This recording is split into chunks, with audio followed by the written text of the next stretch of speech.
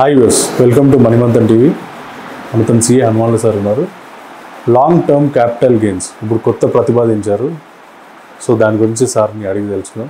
Sir good morning sir. Good morning sir, ఇప్పుడు కేంద్ర ప్రభుత్వం కొత్తగా ప్రతిపాదించింది కదా సార్ లాంగ్ టర్మ్ క్యాప్, దాని గురించి మీ వివరణ మీరు చెప్తారా?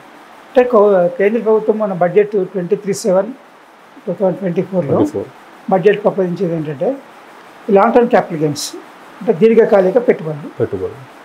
అంటే వాటిలో దీర్ఘకాలిక పెట్టుబడులు అంటే 24 నెలలు అంటే 2 సంవత్సరాల కంటే ఎక్కువగా ఆ వ్యక్తి దాని ఓనర్ అయితే యజమాని అయితే 20 నెలలు దాటి 2 సంవత్సరాలు దాటిపోతే దీర్ఘకాలిక పెట్టుబడి కిందకి వస్తాయన్నమాట. అవి సపోజ్ ఇవాళ కొని సంవత్సరానికి అమ్మేసి అనుకోండి, అది షార్ట్ టర్మ్ అవుతుంది.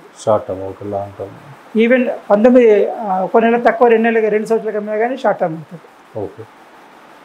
15 రోజులకు అమ్మినా షార్ట్ టర్మ్ అవుతుంది. దానికి ఏం చేస్తుంటే లాంగ్ టర్మ్ క్యాపిటల్ గెయిన్స్ అంటే ఎక్కువ కాలం పెట్టుబడి పెడతారు, వాళ్ళకు ట్యాక్స్ మినహాయింపులు ఇవ్వాలనే ఉద్దేశంతో ఈ long term capital gains benefit ఇస్తారనమాట.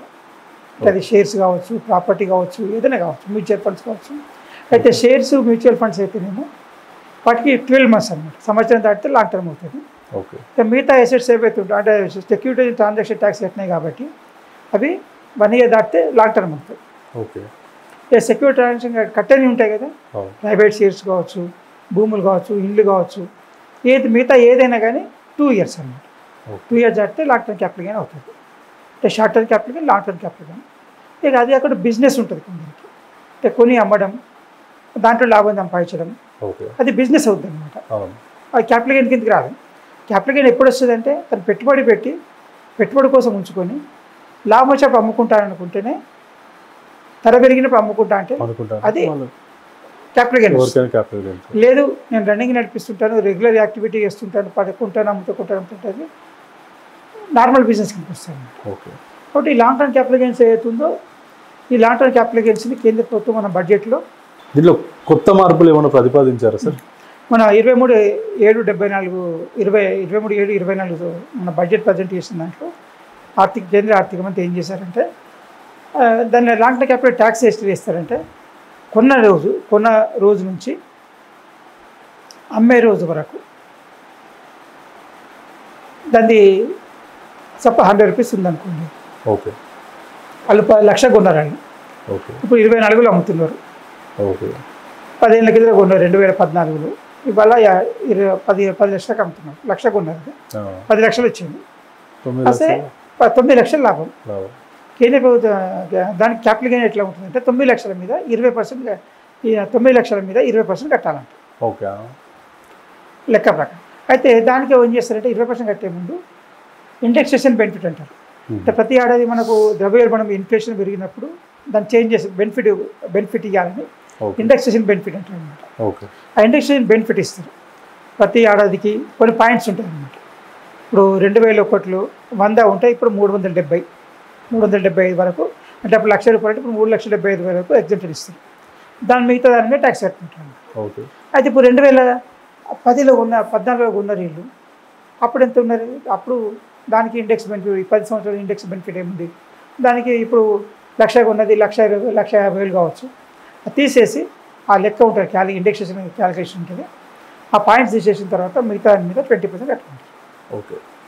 అయితే దానివల్ల ఏమవుతుందంటే ఈ పాయింట్స్ ఇండెక్సేషన్ క్యాలిక్యులేషన్ అనేది ఓన్లీ ప్రొఫెషనల్ మాత్రమే తెలుస్తుంది, మిగతా వాళ్ళకి తెలియదు, కామన్ బిజినెస్ తెలియదు, కామన్ వాళ్ళకి తెలియదు, మామూలు వ్యక్తులకు తెలియదు. కాబట్టి కేంద్ర ప్రభుత్వం ఏం ప్రతిపాదించంటే మన 23/7 బడ్జెట్లో మీరు అదేం ఇండెక్సేషన్ తీసుకోకండి, 12.5% కట్టండి ట్యాక్స్. అంటే 20 బదులు 12.5. దానికి ఇన్ఫ్లేషన్ బెనిఫిట్ లేదు ఇక అని కేంద్ర ప్రభుత్వం ప్రతిపాదించింది. అది ఎప్పుడు 23/7/2024 ఇచ్చారు కదా, దానికంటే ముందు కొన్న ఆస్తులు అన్నిటికి కూడా తర్వాత కొన్న వాటికి 12.5 ఆటోమేటిక్గా వచ్చేస్తాయి అన్నమాట.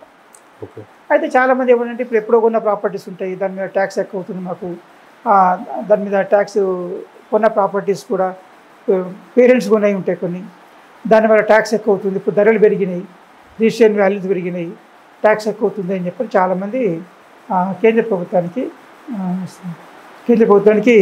సజెషన్ ఇవ్వడం జరిగింది. అయితే కేంద్ర ప్రభుత్వం మళ్ళీ మొన్న అమెండ్మెంట్ ఏం చేసి 8 ఆగస్టు బడ్జెట్ పాస్ చేసే ముందు ఏం చేసింది ఈ మార్పు చేసింది అనమాట. ఏమనంటే ఎవరైనా ఇండివిజువల్ కానీ అంటే వ్యక్తిగతం కానీ లేకపోతే హెచ్యుఎఫ్ కానీ హిందూ అన్డివైడెడ్ ఫ్యామిలీ 23/7/24 కంటే ముందుకున్న ఆస్తిని ఎప్పుడైనా అమ్మాలనుకుంటే దానికి ఇండెక్సేషన్ బెనిఫిట్ తీసుకొని 20% కట్టండి, లేకపోతే ఇండెక్సేషన్ బెనిఫిట్ లేకుండా 12.5% కట్టండి. ఏది తక్కువ అది కట్టాలి అని మార్పు చేయడం జరిగింది.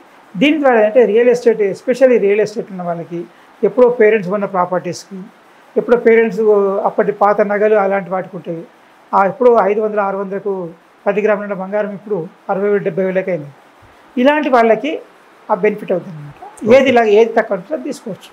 కొందరు ఎప్పుడో అలా ఫాదర్ ఎప్పుడు షేర్స్లో పెట్టుబడి పెట్టుంటారు, 10,000 పెట్టి అలా 10 లక్షలు ఉంటుంది. ఇవన్నిటికి కూడా బెనిఫిట్ ఇవ్వాలనే ఉద్దేశంతో చాయిస్ మీకు ఏది తక్కువ ఉంటే అది తక్కువ లక్షలు పెట్టండి అని కేంద్ర ప్రభుత్వము మన బడ్జెట్ పాస్ చేసే ముందు ఈ మార్పు చేయడం జరిగింది. అది ఓన్లీ వ్యక్తిగతంగా ఇండివిజువల్కి హెచ్యుఎఫ్ మాత్రమే.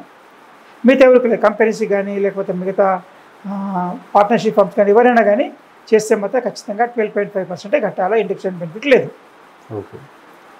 ఎక్కువ మంది సాధారణంగా ఇలాంటి క్యాపిటల్ గెయిన్స్ వచ్చేవాళ్ళు సాధారణంగా చాలామంది ఇండివిజువల్స్ ఉంటారు, హెచ్యుఎఫ్లు ఉంటాయి అన్నమాట. అంటే ఈ కంపెనీస్ జనరల్గా బిజినెస్ ఉంటుంది కానీ క్యాపిటల్ చాలా తక్కువగా ఉంటాయి. కంపెనీస్ కానీ బిజినెస్ ఫార్మ్స్ కానీ చాలా తక్కువ ఉంటాయి అన్నమాట. కాబట్టి వాటి కాకుండా ఓన్లీ ఇండివిజువల్స్ వీళ్ళకి ఇవ్వాలని కొద్దిగా. దీనివల్ల ఏంటంటే మధ్యతరగతి ట్యాక్స్ పేయర్స్ ఎవరైతే ఉంటారో వాళ్ళకు ట్యాక్స్ ఏది తక్కువ ఉంటుంది కట్టమన్నారు కాబట్టి పాత పద్ధతులు కట్టి లేదా కొత్త పద్ధతులు కట్టి మీకు ఏది తక్కువ ఉంటుంది కట్టమన్నారు కాబట్టి మీకు ట్యాక్స్లో లాభం పొందే అవకాశం. దీనివల్ల సామాన్యులకు ఏమి ప్లస్ సార్? అంటే ఇప్పుడు ఏమైంది ఇంతకుముందు చెప్పినట్టుగా చాలామంది ఎప్పుడు 20,000-30,000 కొన్నాయి ఉంటాయి ప్రాపర్టీస్. అప్పుడు ₹1,00,000 కొన్ని ఇవాళ 50-25 లక్షలు అయి ఉంటుంది. ఆ 20 లక్షలకి 1,00,000 తీసేస్తే 24 లక్షలు. ఆ 20 లక్షలు 12.5% కట్టండి. లేదా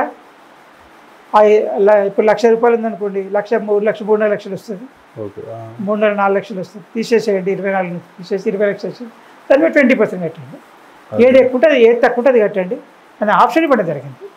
దీని ద్వారా ఏంటంటే చాలామంది మిడిల్ క్లాస్ మధ్యతరగతి వాళ్ళకి ఎప్పుడో ఒకసారి అమ్మడం కొనడం చేసే వాళ్ళకి తాతార్థం నుంచి వచ్చిన ఆస్తులు కానీ ప్రీవియస్ జనరేషన్ వచ్చిన ఆస్తులు కానీ బంగారు నగలు కానీ ఇలాంటి వాటన్నిటి కూడా ఒక మధ్యతరగతి వాళ్ళకు బెనిఫిట్ వచ్చే అవకాశం. దీని ద్వారా కేంద్ర ప్రభుత్వం ఏం చెప్తుందంటే దీని ద్వారా మాకు అయితే ట్యాక్స్ ఎక్కువ వస్తుందని కాదు, ట్యాక్స్ ఎక్కువ రావాలని కూడా కాదు, కాకపోతే ఏంటి ఇండెక్సేషన్ బెనిఫిట్ వాళ్ళకి అర్థం కాదు, ఎక్కువ నష్టపోయే అవకాశం ఉంటుంది అని చెప్పనే ఉద్దేశంతో అట్లా కాకుండా ఫ్లాట్ రేట్ ఆఫ్ ట్యాక్స్ ఆ విధంగా చేయండి అని చెప్పని మేము చేస్తాము. మీకు నచ్చితే అట్లా చేయండి లేకపోతే ఇట్లా చేయండి అని చెప్పని కేంద్ర ప్రభుత్వము సింప్లిఫికేషన్ ఆఫ్ ట్యాక్సేషన్ అని చెప్పని చేయడం జరిగింది. అంటే కొత్త పన్నుల మార్పు ఎంతమంది ట్యాక్స్ పేర్లు ఉపయోగించుకుంటారు సార్? ఈ మార్పు వల్ల ఇప్పుడు ఏంటంటే క్యాపిటల్ గెయిన్స్ రిటర్న్ ఫైల్ అయితే తెలుస్తుంది.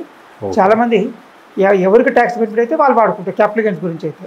అయితే ఈ కొత్త పన్ను విధానం ఏదైతే వచ్చిందో పోయిన 2 years నుంచి ఉంది ఇది. అంటే 2.5 లక్షలు 6-7 లక్షలు 2.5 లక్షలు దాటితే పాత పద్ధతులు ట్యాక్స్, దాంట్లో డిడక్షన్స్ అంటే ఇన్సూరెన్స్ ప్రీమియమ్స్, స్కూల్ ఫీజులు, బిల్డింగ్ హౌసింగ్ లోన్స్ ఇవన్నీ బెనిఫిట్ వచ్చేది. అట్లా కాకుండా ఏం చేస్తుంటే గవర్నమెంట్ మీరు ఆదరణ ఇది తీసుకోండి పాత పద్ధతి, కొత్త పద్ధతి అంటే 7 లక్షలకు ఏ బెనిఫిట్ ఉండదు, 7 లక్షలు దాటితే 3 లక్షల నుంచి ట్యాక్స్ స్టార్ట్ అవుతుంది. ఆ విధంగానే వేసుకోండి, మీకు ఏది అనిపిస్తే చేయండి అని చెప్పి కేంద్ర ప్రభుత్వం అవకాశం ఇచ్చింది. అంటే అందరికి కూడా అది. దీనివల్ల ఏంటంటే ఎక్కువ మంది మిడిల్ క్లాస్ ఎక్కువ ఉపయోగపడుతుంది. అంటే ఇప్పుడు 5 లక్షలు 6 లక్షలు 8 లక్షలు సంపాదించే వాళ్ళు 7 నుంచి 8 వరకు 10% ట్యాక్స్, 1,00,000 అయితే 10,000 వస్తుంది. కానీ అదే 2.5 లక్షల బెనిఫిట్ ఉండే సేవింగ్స్ లేవనుకోండి అలాంటి వాళ్ళకు ట్యాక్స్ ఎక్కువ పడతారనమాట.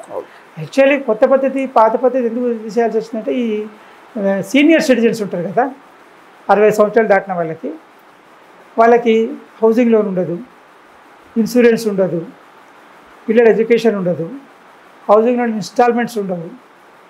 కాబట్టి అలాంటి వాళ్ళకి ఎక్కువ ట్యాక్స్ బెనిఫిట్ ఇవ్వాలనే ఉద్దేశంతోనే ఈ యొక్క కొత్త స్కీమ్ పద్ధతి తీసుకోవడం జరిగింది. దీని ద్వారా ఇంచుమించు భారతదేశంలో ఉన్న ట్యాక్స్ పేయర్స్లో ఈ కొత్త పద్ధతి పాత పద్ధతి అంటే పాత పద్ధతి 2.5 లక్షల లిమిట్, ఇప్పుడు దానికి 2 లక్షల లిమిట్, పాత పద్ధతి కొత్త పద్ధతిలో 7 లక్షలు దాటితే ట్యాక్స్ పడుతుంది. అది ఈ విధంగా చేయడం. కొత్త పద్ధతిని ఇప్పుడు ఫస్ట్ ఒకసారేమో పాత పద్ధతి కంటిన్యూషన్ లేకపోతే కొత్త పద్ధతి ఆప్షన్ అనుకున్నారు. కానీ ఇప్పుడు అంటే లాస్ట్ సంవత్సరం ఇప్పుడు మనం ఫైల్ చేసే టైంలో కొత్త పద్ధతి కంపల్సరీ, పాత పద్ధతి ఆప్షన్. ఓకే. అంటే మీ ఇష్టం అది. దానికంటే ముందు ఒక ఫామ్ ఫైల్ చేయాల్సి ఉంటుంది. ఆ ఫామ్ ఫైల్ చేస్తే దాని ప్రకారం పాత పద్ధతిలో కొత్త పద్ధతిలో ఏది బెనిఫిట్ అయితే చేసుకోవచ్చు. ఏది బెనిఫిట్ అయితే చేసుకోవచ్చు. అది కేంద్ర ప్రభుత్వం ఇచ్చిన అవకాశం. మిడిల్ క్లాస్ వాళ్ళకి మీరు తక్కువ ఏది ఉంటే దాంట్లో మీరు వాడుకోండి అని చెప్పి చేయడం జరిగింది.